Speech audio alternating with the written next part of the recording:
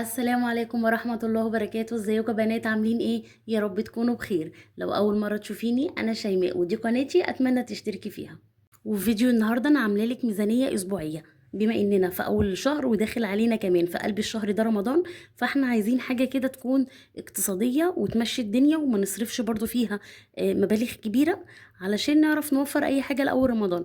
انتوا عارفين دخلة رمضان بيبقى مصاريف علينا زيادة، فاحنا عايزين على قد ما نقدر اليومين دول نلم نفسنا. فانا قلت يا شيماء هعمل معاكم كل اسبوع ميزانيه اسبوعيه.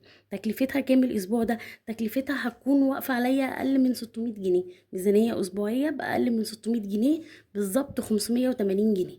تمام. وفيها سمك وفيها فراخ وفيها كمان اكلات بعيش واكلات بمكرونه، يعني زي ما تقولوا كده ميزانيه متنوعه. خلوني ابدا معاكم الفيديو، وقبل ما نبدا نقول اللهم صل وسلم وبارك على سيدنا محمد. وزي ما قلت لكم الميزانيه دي تكلفتها هيكون 600 جنيه، 7 ايام 4 افراد. لو انت اسرتك 4 افراد، ان شاء الله لو طبقتي الكلام ده بالورقه والقلم كده هتلاقي ال 600 جنيه دول قضوا معاكي بامر الله. تمام.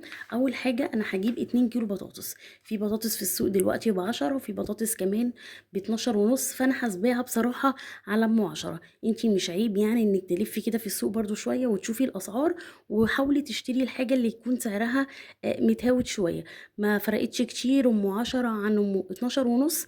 هو الحجم بس طبعا ما اروحش اجيب بطاطس لسه مثلا خضرة، وبطاطس تكون بايظه ولا حاجه، واقول انا كده بوفر. لا، انا كده انا حرميها، مش بوفر اي حاجه. فام 10 جنيه دي كويسه، بس حجمها اصغر شويه من ام 12 ونص. وهجيب كمان كيلو بصل ب10 جنيه.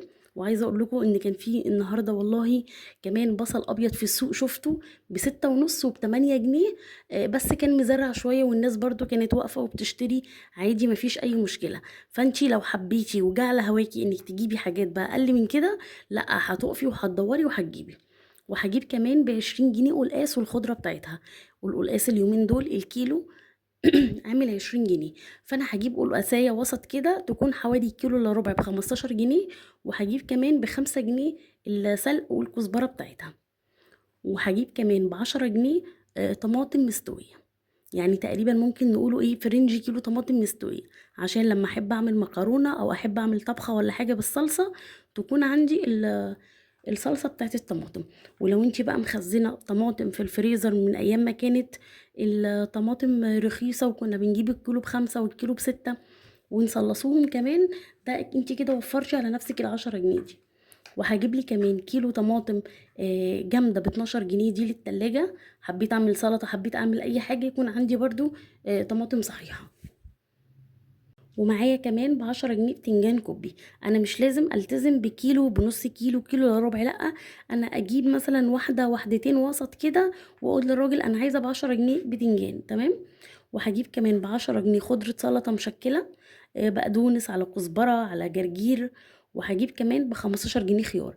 انا عارفه ان الخيار غالي دلوقتي ب22 جنيه، بس انا مش بقولك هاتي كيلو، لا، هاتي على قد الفلوس اللي معاكي ب15 جنيه، هيمشوكي حلو قوي برضو طول الاسبوع. يعني خيارتين كده في طبق السلطه، خيارايه في حته جبنه قريش هتبقى حلوه، والدنيا كمان هتمشي معاكي. تمام. ده بالنسبه كده لبند الايه، بند الخضار. كده بنات بند الخضار مكلفني بالظبط 107. جبت بطاطس وجبت بصل وعندي قلقاس وعندي بتنجان كوبي وطماطم مستوية وطماطم جامدة كمان لدرج التلاجة، وعندي كمان خيار. وجبت كمان القلقاس بالخضرة بتاعتها. تمام. تاني بند بقى معايا اللي هو بند البروتين. هجيب اوراق فراخ، وهجيب يوم سمك، وهجيب كمان في يوم ربع كيلو مفروم. يبقى انا عامله حساب 130 جنيه هجيب بيهم 3 اوراق. وعندي كمان 100 جنيه هجيب بيها سمك بلطي. يعني لو جبت المقاس اللي هو يعني اشد من الوسط، حاجات بسيطه ب 80 جنيه الكيلو، فانا كده ال 100 جنيه دول هيجيبوا لي كيلو وربع. ومعايا كمان 60 جنيه هجيب بيها ربع مفروم برازيلي مستورده. تمام. لسه خليهم دول كده على جنب علشان اقول لكم انا هبقى اعمل بيهم ايه. يبقى كده بالورقه والقلم برضو. تاني حاجه بند البروتين كلفني 290 جنيه. تمام. هخش بعد كده على البند بتاع العلافه او العطاره. هجيب ب10 جنيه شعريه، يعني اقل من النص، حاجات بسيطه. وهجيب كمان نص كيلو مكرونه قلم او عقل، يعني حسب ما انت بتحبي تاكليها.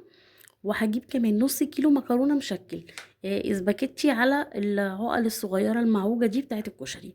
وهجيب كمان ب10 جنيه حمص شام، وب10 جنيه عدس بجبه، وهجيب كمان 2 كيلو رز ب50 جنيه وب35 جنيه 7 بيضات، ومعايا كمان 10 جنيه فول، يعني هجيب كيستين فول وب10 جنيه مخلل وب5 جنيه ربع كيلو دقيق. تمام. يبقى انا كده هجيب الشعريه وهجيب تقريبا كيلو مكرونه، وب10 جنيه حمص الشام، وب10 عدس بجبه، و2 كيلو رز ب50 جنيه، وب35 جنيه 7 بيضات، هسبلك البيضة على 5 جنيه، وب10 جنيه فول، وب5 جنيه مخلل، وكمان ب5 جنيه ربع كيلو دقيق. كده بند العطارة دي كلفني كمان 165 جنيه.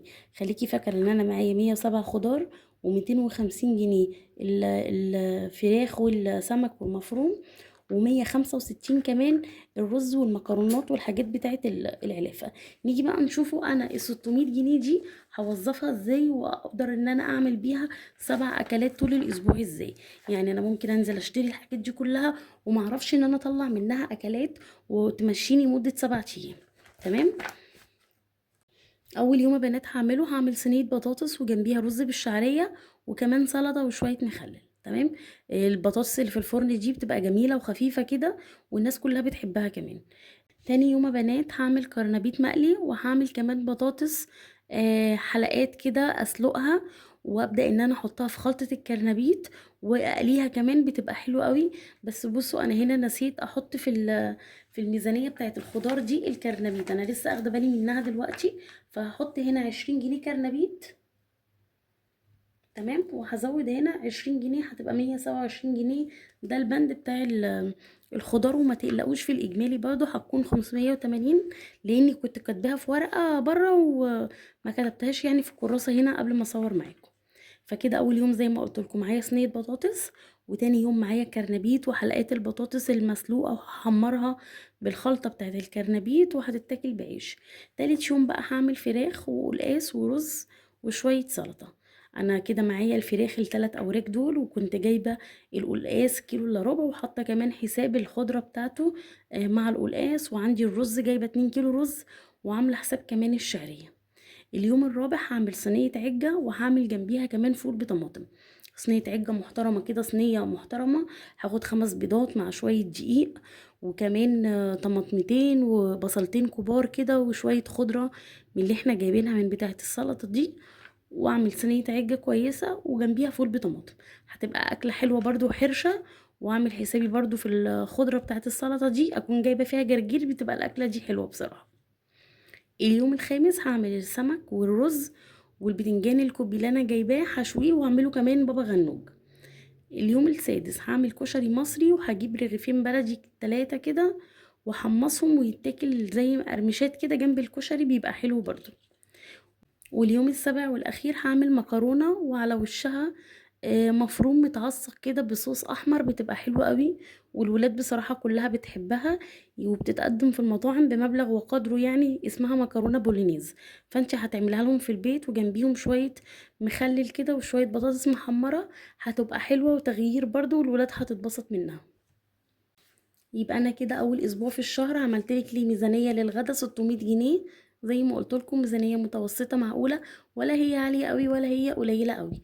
نحاول على قد ما نقدر ان احنا اليومين دول في المصاريف نحاول نلم ايدينا شويه. عندنا دخلة مدارس وعندنا كتب خارجيه زي ما انتوا عارفين، ورمضان كمان داخل علينا. فمعروف يعني ان احنا قبل رمضان كده بيومين 3 هناكل ايه يا ماما النهارده؟ لا مشي حالك باي حاجه. هنطبخ ايه يا ماما النهارده؟ لا ده رمضان كمان يومين. فاحنا من اول الشهر كده نمشي بالنظام ده. رمضان في نص الشهر، فنحاول بس على قد ما نقدر ربنا يعيننا ويقوي الناس كلها. الدنيا صعبة والحياة غالية على الناس كلها. هو بس الموضوع في الاول بيبقى محتاج شوية تدبير كده. قبل ما تنزلي السوق بتاعك ورقة وقلم وظبطي حساباتك، وشوفي ايه عندك في التلاجة، ايه موجود عندك في درج الخزين، واعملي فرز. ما تنزليش تشتري وخلاص، هتجيبي وخلاص الحاجة هتفضل مركونة عندك في الدولاب. لا، انا قبل ما انزل اشتري ورقة وقلم واشوف انا محتاجة ايه، وما اجيبش كميات زيادة عن ان انا محتاجاها خلال الاسبوع ده بس. يعني مثلا ما لاقيش البزلة ايه ده حلوة ب20 جنيه جميلة اجيب لي، لا طب ما انا كده ال20 جنيه دي هتأثر معايا في حاجة تانية، في بند تاني من اللي انا عايزة اشتريه، وانا عايزة امشي نفسي بس طول الاسبوع دوت بال600 جنيه للغدا. فانتي على قد ما تقدري التزمي بالورقة اللي معاكي اللي انتي كاتباها، ولا تجيبي اكتر ولا تجيبي اقل. وبامر الله ان شاء الله ما تقلقيش، الكميات دي زي ما قلت لك تكفي اسرة مكونة من 4 افراد، هتبقى حلوة قوي. وحطلك كمان فيها برضو يعني بروتين 3 ايام معقول في الاسبوع. حطلك الاوراق والسمك البلطي وربع المفروم برضو. وعايزه اقول لكم كمان ان المكرونه مع المفروم العصاج دي والله بترمي كميه مش قادره اقولك. بتعصجيها بقى ببصلتين كبار كده حلوين، وتبشري كمان معاهم جزرتين مع قرن فلفل كوبي مثلا لو عندك في الفريزر ولا حاجه.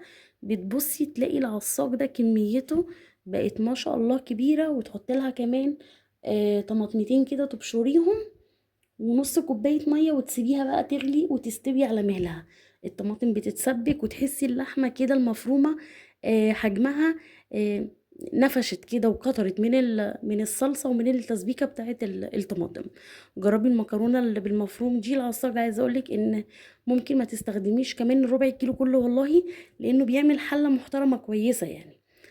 يا رب بنات يكون الفيديو عجبكم واستفدتوا منه ولو بأي حاجة صغيرة.